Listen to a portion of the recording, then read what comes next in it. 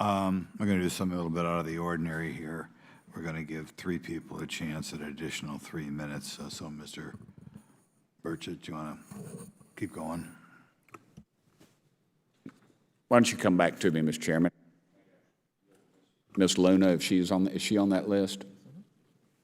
I'm on the Sure. Chairman, I'd like to submit for the record an article by News Nation, and it follows Mr. Grush's full interview for the record. Without objection. Thank you. Mr. Grush, why is it that you refer to the phenomenon as non-human intelligence? Why deviate from the basis of extraterrestrial life? I think the phenomenon is very complex, and I like to leave an open mind analytically to specific origin.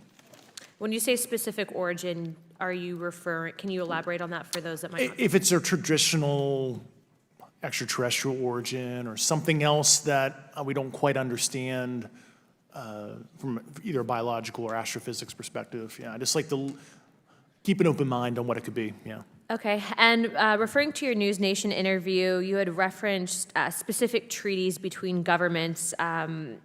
Article 3 of the Nuclear Arms Treaty with Russia identifies UAPs. It specifically mentions them. To your knowledge, are there safety measures in place with foreign governments or other superpowers to avoid an escalatory situation in the event that a UAP malevolent event occurs?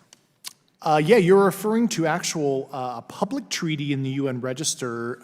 It's funny you mentioned that. Yeah, the Agreement on Measures to Reduce the Risk of Outbreak of Nuclear War signed in 1971.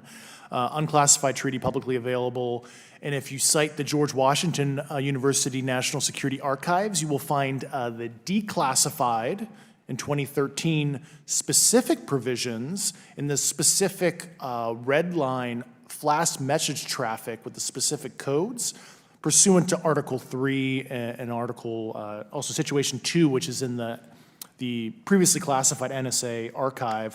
What I would recommend, and I tried to get access, but I got a wall of silence at the White House, was those specific incidents when those message traffic was used. I think some scholarship on that would open the door to a further investigation using those publicly available information.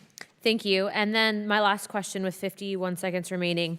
You mentioned white-collar crimes potentially being taking place in regards to a cover-up. Can you please elaborate?